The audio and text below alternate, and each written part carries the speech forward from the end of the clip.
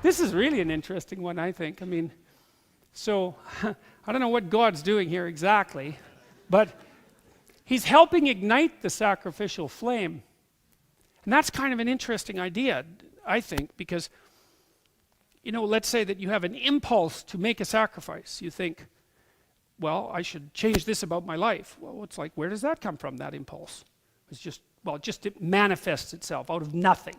So, or you came up with it. Well, you might want to stop thinking about that, thinking so surely that you come up with your own thoughts. You don't come up with your damn dreams, do you?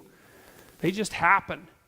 And God only knows where they come from. They come from your brain. Oh boy, that's a sophisticated answer. They come from your unconscious. Well, that's not much better. At least it's somewhat better. But there those amazing dramas take place in the theater of your imagination at night. You don't even understand what they are, and yet they occur night after night. And those things, dreams, they can contain wisdom that it just staggers the person who has the dream once they get the key to the dream, once they remember it. It's like, oh, look, you just revealed a bunch of wisdom to yourself that you didn't know. Well, where'd that come from? Well, you don't know. How in the world can you dream up things that you don't know? That's a tough one.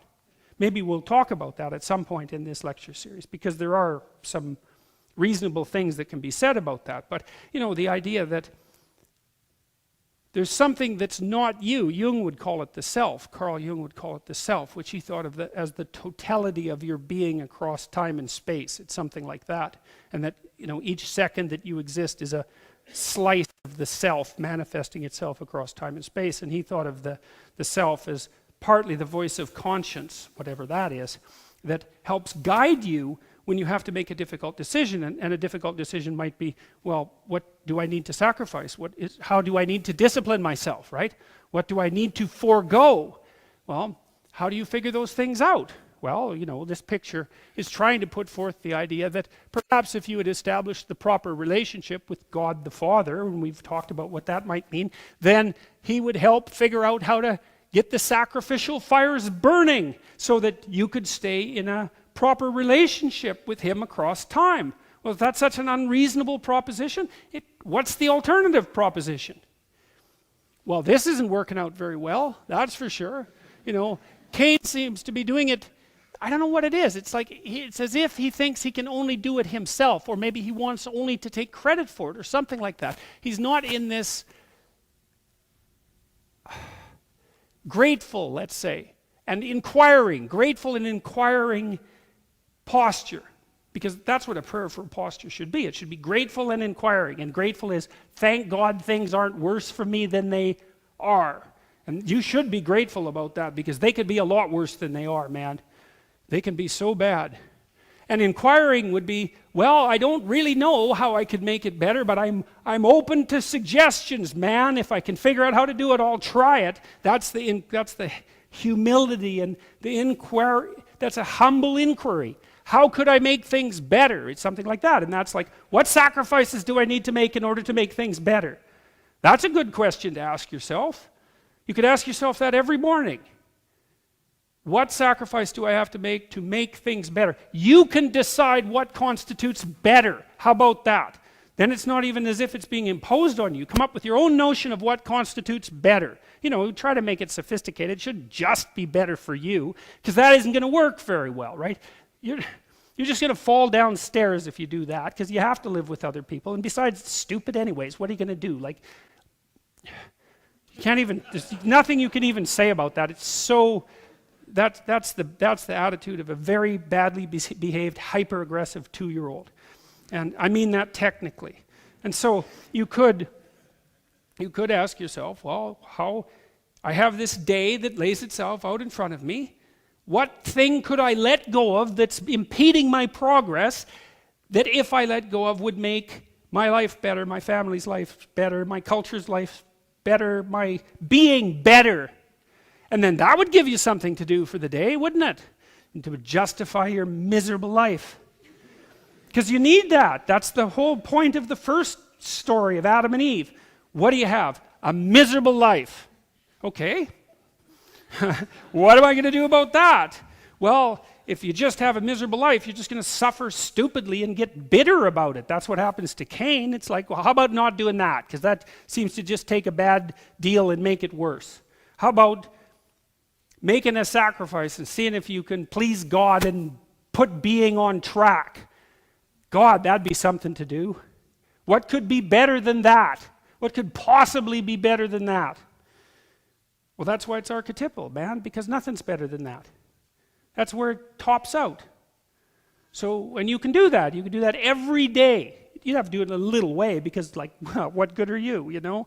You're not going to go and bring this socialist utopia into being in one fell swoop.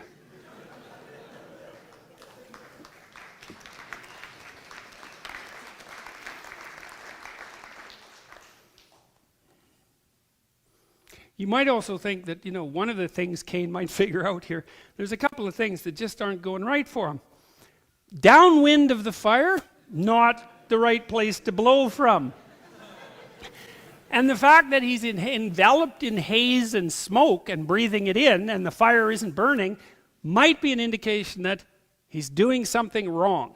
Or he could be wiping his eyes and saying, Jesus, what kind of stupid bloody universe would produce smoke like this? It's like, yes, well, that's the more likely outcome. And the Lord said unto Cain, why art thou wroth? And why is thy countenance fallen? If thou doest well, shalt thou not be accepted. Now that's an interesting line, because, and I've looked at a variety of different translations of this 7th verse here, like a bunch of them, because the translation for that's a critical line, and the translation really matters. And so I'll tell you what I think the story is, what I've been able to figure out. And I'm sure I haven't got it completely right, but it's...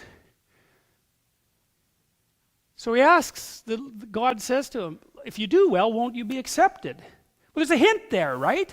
It's something like, well, things aren't going so well for you.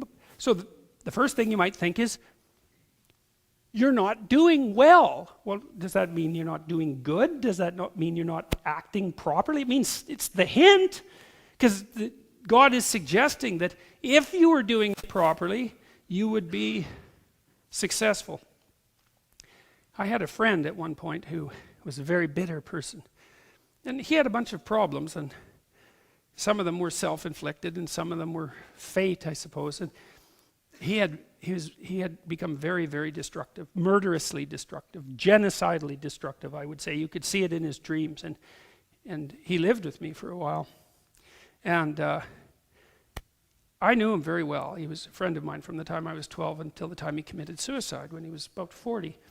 And when he lived with me, I was trying to help him get on his feet, which was why he had come to live with me, because he thought maybe I could help him get on his feet. And he could only take relatively low-level jobs, you know, like he had some mechanical ability. He didn't get educated, although he's a very, very smart person. He probably had an IQ of about 135 or something like that. He was very smart, and so he was bitter too because he hadn't educated himself to the level that his intellect would have demanded. So he had to take jobs that were beneath him intellectually, and he had that real intellectual arrogance, you know, because he was smart. And really smart people often come to believe that only smart matters, and if they're smart and all that matters is smart, and then the world isn't sort of laying itself at their feet, then they've been terribly betrayed. And then they cling to their intelligence, which is more like a talent or a gift, like it's an idol, you know, a false idol, which is exactly what it is, and a very dangerous one, and get cynical about the stupidity of the world and the fact that their talents weren't properly recognized. And that's just not that helpful, you know, because smart is a good thing, but I'll tell you, if you don't use it properly, it will devour you, just like all arbitrarily assigned talents, right? So you might have a talent, but it's your friend if you use it properly, and if you misuse it, it will be your enemy. And maybe that's how God keeps the cosmic scales adjusted.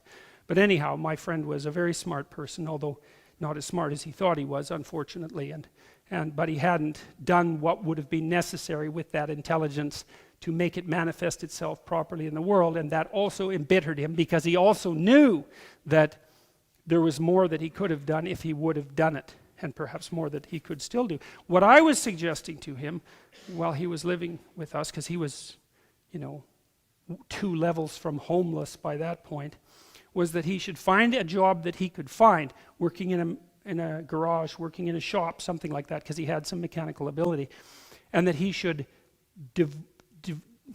separate himself from the arrogance that made him presume that such a job would be beneath him, because at that point no job was beneath him. But more importantly, it's not so obvious that jobs are beneath people, because even if imagine you have a job as a checkout person in a grocery store, it's a fairly unskilled job.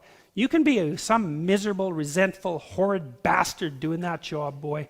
You can come in there just exuding resentment and bitterness and making mistakes and making sure that every customer that passes by you has a slightly worse day than they need to, right? And pilfering time and perhaps pilfering goods and being resentful about the people who gave you the position because they're above you in the dominance hierarchy, and talking, bad things, gossiping behind the back of your co-workers. It's like you can take your menial position, self-described, and turn that into a very nice little slice of hell.